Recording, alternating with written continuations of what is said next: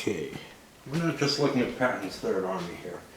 We're looking at the whole of the SPI Victory in the West system, which all use the same basic rules here. And two of the games came out as magazine games. And then eventually my Memories of Sicily especially made me pick up this one, which has a lovely box cover. It was difficult for me to get SPI games other than through my subscription. I ended up giving up on their mail order process when they screwed me out of something, and I really could not buy their games anywhere. So at some point or another, I was just getting my subscription games. Anyway, what can we say about these guys? Well, first of all, they had this interesting design concept of let's put a little number counter, that has the strength points of the unit. But in order to do this without creating lots and lots of counters or a very limited set that you could pick from, they used a couple of values so that each counter essentially serves as three different counters. They distributed them by, just making sure it's right, by what they called the morale value of the unit. And then within the morale value, they used a letter for size. So basically, you still needed a fairly large pool of counters to cover, to give you a good selection of random values for your units. So that's kind of the big thing in the game, is to throw in these random strength counters. And once a unit got its random strength counter, it would continue to operate with that, with the exception of an optional rule in Sicily for the rest of the game. And otherwise, it really was kind of an interesting game because the system is similar to some others of its period. I'm thinking Desert Fox here, with column shifts being more important than pure strength points, for example. And you got column shifts off of adding extra features to your combat capability. So, and I think Desert Fox came out first, and this is somewhat derivative off of it. So you get an original odds chart, which is off the combat strength itself. So of course dictated by these chits, and you're not allowed to paw through the opponent's chits. You're not allowed to know supposedly what the opponent has, although you start to become aware of what a unit is over time, because they don't tend to move too far away from where they are. So you get modifiers based on artillery support, air support, combined arms functionality.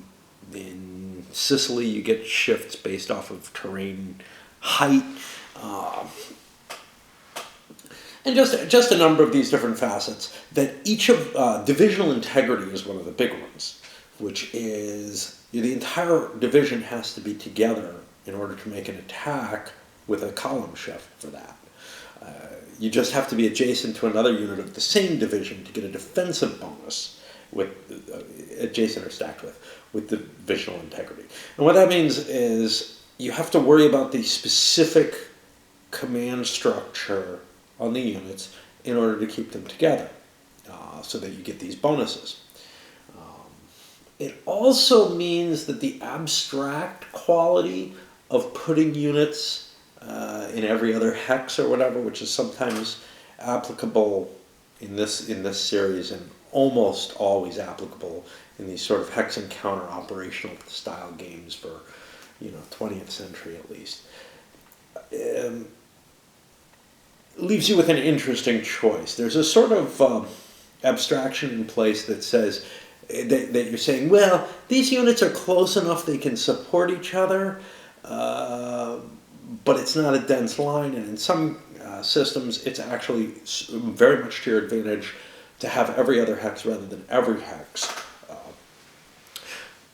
Well, If you go with the every other hex defense here, which works essentially as well as it does in other games, except for one factor, which is you lose your divisional integrity bonus if you spread out that much. I don't know if that's a good or a bad thing. But one thing that definitely comes from the divisional integrity bonus is that you have to be able to read the unit designation. And if you're looking at this counter, you can see, and if you saw my playthrough, etc., you can see that's not necessarily a very easy thing, especially with my poor eyes. I found I had to use my reading glasses on top of my normal glasses. Reading glasses that I generally don't have to use. They're just, store-bought, off-the-shelf things. They're useless to me now because I don't wear my contacts anymore because they cripple me if I do. But even when I first got those reading glasses, I found it hard to deal with contacts rather than my normal glasses, which were not bifocals at that point. These guys are transitions or whatever. But back then, I just had my normal nearsighted glasses, and they got rid of, I had no need for the reading glasses with those. But at this point, my eyes have gotten bad enough in the old man sort of way. Anyway, one thing that this system's missing is, and it really comes to light when I take a look at the variable combat system, which is derived from this, is the concept of reserve movement, etc. Breakthroughs are handled by the stacks which are attacking, and they allow for a little bit greater exploitation, movement, and such, but they don't really show the idea of moving units up to the front, keeping them in reserve to exploit that breakthrough in particular, something which more modern designs tend to have. Now, this era is an interesting era. It's past the period where this was actually, where the first games came out that had the exploitation movement or the split movement in combat. Some of them have have two sets of movement in combat. This does for invasion turns, but for normal operations, some games have hey, you can move an attack, and then you can move an attack either with units that didn't do so, or maybe just all over again to try to represent that exploitation. The first category, the idea of put units into reserve and you can't use them at all before in the first movement in combat segment, or maybe you can use them partially and they get a partial movement in combat afterwards. That seems to have become more prevalent. Maybe I'm just thinking because of OCS,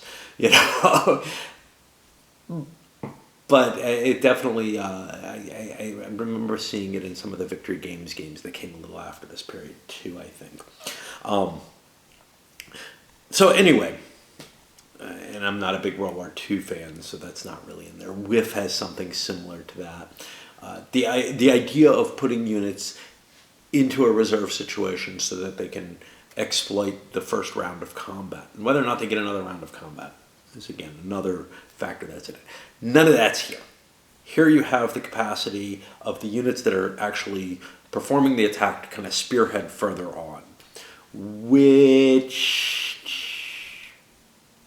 maybe is a little less of a simulation value. And again, the BCS series will add that concept in there. So in terms of the actual design and playing it, it ends up kind of fiddly. First of all, each of your big counters, in this case regiment size units in general, battalion, brigades as well, if you're using those, shows up as two counters essentially most of the time. It's regular unit designation counter, which is hard to read because the numbers are so tiny on it, and there's no additional hints there. And then a strength point counter, which is also not trivial to read because you're going to be relying on the letter class of the unit to read that counter. So you've got to kind of refer to the top counter and the strength point counter at the same time to understand what the actual value of that strength point counter is. You have all the trouble of odds counting. In Sicily in particular, you have kind of a difficult movement situation that's painful to operate in. Some of the others, a little less so, but there's a lot of chrome in the system, and then some of the scenarios, so some of the games themselves, Sicily in particular, have a big additional layer of chrome on top of them. You have required attacks. If you're next to something, you have to attack it. All the zone of control issues and all that. So, in a lot of ways, it sounds kind of like your standard sort of, even going back to the classic era of the Avalon Hill operational games, your Battle of the Bulge or whatever. But there's a little bit more on it, and some of that little bit more requires more tracking in terms of just the combat system, the step losses, all that kind of stuff. Just a little bit more on that. I didn't find that too terrible. But when you're looking at 3 counters in a stack, 3 units in a stack, and trying to maintain, the biggest fiddly part to me was trying to maintain your divisional integrities.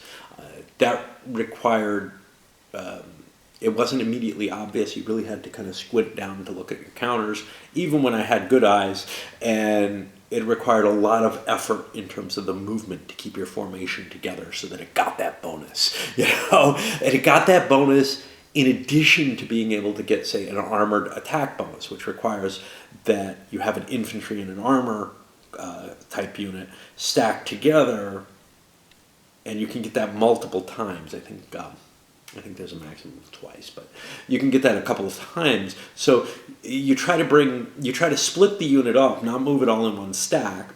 Plus, your big units have strengths that are larger than your units that don't have a strength point marker on them. But you can only attack with a single one big unit from each hex. So you end up with this kind of real juggling situation where you have to be paying attention to, well, which strengths can I get in place? Can I get an armored unit in there? The differential between mechanized and non-mechanized movement becomes kind of painful, especially in the Sicily terrain. But in all of the terrain, really, in a way that, say, it doesn't in the Desert Fox, because it's in the desert. The same kind of system is in place here in some ways, but it ends up being a little bit more painful just due to the terrain and the system. How about the play of the individual games? All right. Well, the first one that came out in the magazine was Operation Grenade. And component-wise, it's pretty much the same as the others, except the map is kind of garish. It's easy to read and see what's going on with this map, and that's an interesting design concept. But it's so ugly, it's kind of a downer to play for me. It's kind of like, man, what a hideous game. This was the point where color was just first coming in, the full color maps and everything. And I feel like Simonson was kind of experimenting and said, well, this will be easy to play. And then it was kind of like, that's kind of hideous, isn't it? For the actual counters across the entire series, it's very hard to read your unit designations and figure out, in addition to trying to keep them together, just noticing which unit is which is going to be an issue. Okay. I'm going to jump to Patton's Third Army next, although this was the last one I got. You can see they toned down the map quite a bit. It's still largely readable. I should have talked about something else here. But Patton's Third Army had a set of victory conditions that are basically, I'm thinking there's like 18 victory point locations, and they're not printed on the map. Grenade has them all printed on the map with little stars or something. So you have to use something to kind of highlight to the player where those victory conditions are. And again, this may have been a reaction to the Operation Grenade hideous map was, okay, let's not put so much information on the map. Well, I had to replace the information that was missing on the map with equally hideous little tiddlywinks. Those two games actually play kind of similarly. First of all, they use the base rules almost unadulterated. And then they give you this situation where the Allied forces are facing a fairly continuous line. Now, there's some interesting chrome in Operation Grenade regarding whether or not the Germans want to start the game by flooding the river hard or slow, and what the effects of that are. One creates a bunch of marshes, which are really painful to deal with. The other ends up starting the game later. But they're both basically races to grab the objectives before your time limit runs out. You basically, you play to the end of the game, and then you count up the victory point objectives you have. And they're fairly simple victory points, with the exception that the Patton's Third Army ones aren't very obvious how to find them, But once you mark them on the map, and you could actually do this physical markers, or I used, components to do it because I didn't want to mark up my map. Especially since Patton's Third Army is kind of the rarer one because it didn't come out in the magazine. And then there's Sicily. And Sicily actually has what I think is a beautiful map. But, except maybe the overuse of color up here, but that kind of actually thrills me too, because it reminds me of that period it reminds me of Star Trader more than anything else, but it reminds me of that period in the Ares games at the same time. And there's just something so kind of interestingly, this was designed the Sicily module was designed by the same guy who did Tito, and not the graphics, but Tito, the graphics were too, they're both Simonson, but Tito includes similar kinds of ideas. This is a really heavy on chrome game. And the biggest things that it has to deal with is, first of all, it's an invasion. It's not just here, I'm sitting there along the enemy line and I'm going to crush through and, do a mechanized attack against a static position and watch the enemy withdraw. By being a invasion scenario, it adds effort. It adds rules for paradrops. It adds rules for the invasions itself, for naval gunfire. All of which are kind of okay, but it maybe could have been pared down if they hadn't also put in the variable campaign rules, which I've never used. But they give you an opportunity to convert this game into other possible invasions of Sicily at the same time. Other choices of landing hexes and what some of the impacts are of that. And that takes up a fair amount of the rules, but it also adds the necessity to bake in some of the invasion rules that maybe you could have just said, hey, here's the first landing, here's where reinforcements come, bang, you're done. It's pretty close to that on if you're playing the historical game. It maybe doesn't need you to do quite as much. Now, the invasion itself, here's an interesting thing to the whole series. The whole series is heavily influenced by luck. Not just the luck of the draw of these, which actually isn't that important in general. Because remember, strength points aren't as important as your column shifts and everything. So you're probably talking about one column shift at most off of the strength point chits. Although Sicily has more variable strength points, I think, than the other two do. Wow, I lost. It sucks being psychotic because I don't think I am, but you start constructing these more and more complex sentences and thoughts and nesting things within things, and sometimes you lose your train completely. Okay, where was I? Why was I?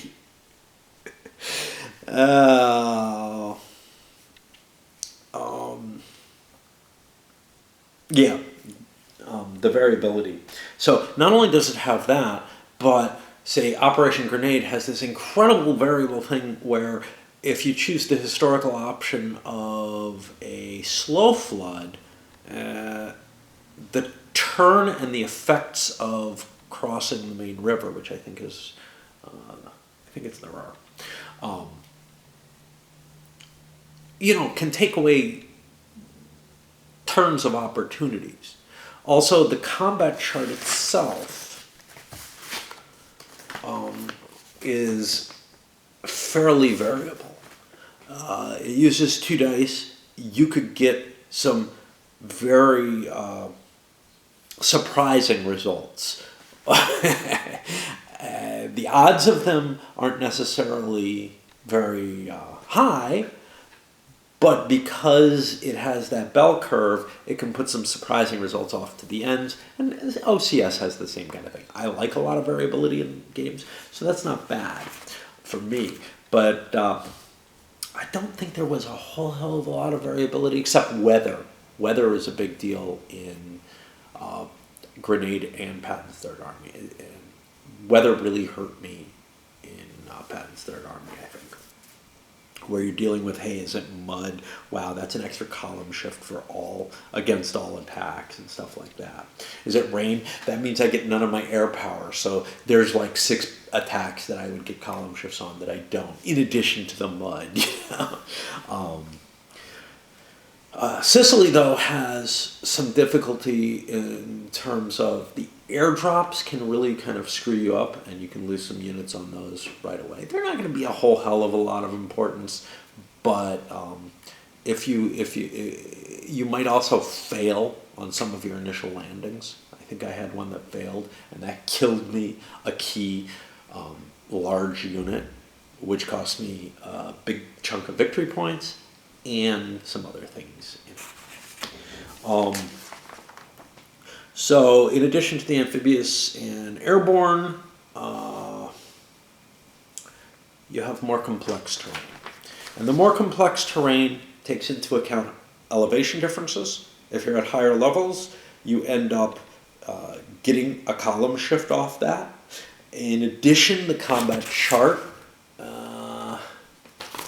for this game is different from the rest of the series in that it adds terrain elevation as one of the discriminators as to which column you're going to be on. Essentially, it's column shifts again, but it's not handled as such. It's baked into the chart in a different way. It affects supply lines. The supply distances for the first 2 were pretty simple. You just trace a line back to a road. You trace the road back to your side of the board. That line is like 6 hexes. In Sicily, yeah, that's what it is, unless you're in terrain that's too high. And that's a little screwed up. I think they clear that up over in the Salerno game, but man, they make it more complicated in clearing it up. Okay. Patton's Third Army introduced the concept of support points, which is that armies can't just keep attacking continuously. Now, that game allowed you to recover support points by resting some of your divisions, and only the allies were affected by them.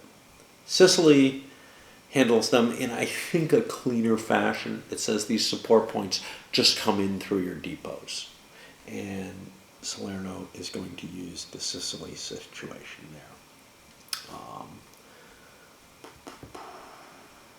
Bunch of special rules usually for the first turn in all of these scenarios, or first couple turns. They clarified something which disturbed me in the originals, which was, hey, do cadres count as part of your divisional integrity? In Sicily, they specified, yeah, they're not part of it. If you get a unit reduced to cadre, it's no longer very good. And then there's a whole set of rules on evacuation. Now, I didn't use these rules because I couldn't figure out what the victory conditions are. We'll go to that in a moment. And then there's special rules on variable reinforcements that might come if you're doing well at the beginning of the game. And this is rolling again 2 dice on a fairly complex looking table. Well, one time, the first time you have to roll on this, which is on the 3rd turn, it can bring in additional Axis reinforcements for the rest of the game. And if the allies are doing really well, you'll be more limited. But chances are they won't be doing really well, and there's a possibility of a lot of reinforcements. But you have to pay a victory point penalty for these. And the Allies also have variable reinforcements that aren't rolled for, but they have optional ones that they're able to bring in if they desire at a cost of victory points. And that's where the game gets icky to me. But anyway, let me jump to one more thing from here. It's also possible that you get Mussolini getting overthrown.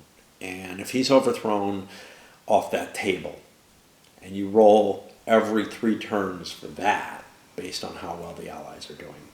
If he's overthrown on that table, Italian troops start deserting. Not as impressive as I feared from Tito. And your reinforcements are curtailed. So I think one of my biggest complaints about Sicily is and this one really hit me hard. The victory point chart does not make it easy to grasp how you win the game. It's a series, and this is not always a bad thing, of different things that generate victory points. And I think if you were a smarter person than I was, you would kind of analyze this before playing and say, what do I need to do to win? I instead said, I think I should hold Sicily. And I wouldn't say that I tried to hold Sicily with the Axis at all costs, but what I didn't realize was that this is a game about trying to withdraw the army from Sicily. There's a couple of places in the rules where it, seems to imply that, go ahead, hold Sicily if you can. If you think you can hold it, or even a big piece, even a chunk of it, it's good. Yeah. What you really don't want to do is you don't want to lose your army in that scenario. And unfortunately for me, that, even though I have enough historical knowledge,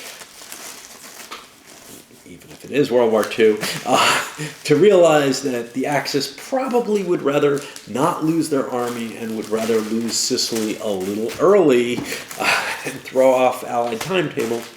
It's just not how I ended up thinking about it. And I ended up, just kind of playing it by ear and holding the Allies out of Messina for the entire game, given that it's called Race from Messina, and then counted up the victory points and realized I was absolutely demolished as the Axis because I just lost everything rather than withdrawing it from the island. Out of the 3, I always thought Sicily was the most interesting. It's certainly the most complicated. It's got so many neat chrome rolls and everything. This, whatever, I'm trying to think when this came out.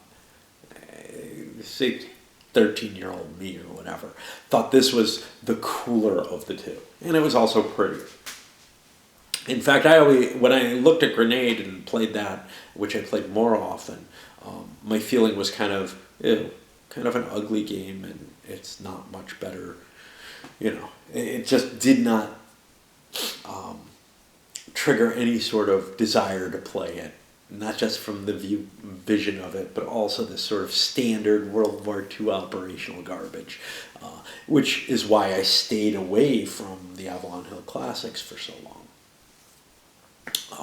With Sicily, I felt like I had something as interesting as Desert Fox. And then the game became, even more important to me because basically I tried to play it once, got about halfway through it.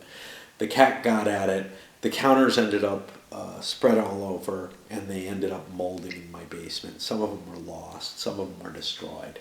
And now it became some sort of, I remember this was a really complex game that I didn't quite grasp, but I was really liking what I was seeing in it compared to the other.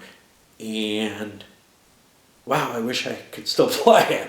I kept what I had of it and eventually managed to make some replacement counters, I think from online information or whatever. Never bought another copy of it, though, even though I saw one once for $5, which seemed too much to me at the time. It was brand new, unpunched and everything, but I was used to paying about that much for a boxed war game. It's kind of like, hey, I have this one already, even though I bought an Armada for that price. Probably that was a mistake, my replacement for Armada. But I had lost my map to Armada. It was in a move. Anyway, overall, I think it's an interesting system. I still like Sicily the best of them all. I just feel like the other situations are a little duller. They're just about the Axis falling back and trying to form a defensive line without interesting terrain. Sicily has more interesting terrain, but it turns out it's not about falling back and forming just a defensive line. It's about getting your army out of there, which is really, really intriguing to me, especially since you have options to bring more troops in. You might actually, if you get a really big troop commitment to Sicily, you might actually try to do a Tunisia type thing and just drive the Allies back and maybe, prevent them from taking the island at all, cause enough losses. I don't know about that because it costs you a lot of victory points to get those additional units. I kind of split the difference, took half the additional units and tried to hold Messina as long as I could. That was not a wise strategy, let's just put it that way. Anyway, I enjoyed it. It's not something. It's not really my cup of tea because it is World War II operational. But at least for the Sicily one, I think I'll probably give that another shot at some point in my life if I can remember, what the game's supposed to be about. However, what we're going to do next, is take a look at a more modern derived system from this. Apparently it's actually a real system, even though I think BGG only has one game in the series. There are others in existence. They may just not be linked to this series due to copyright and everything. Anyway, take care.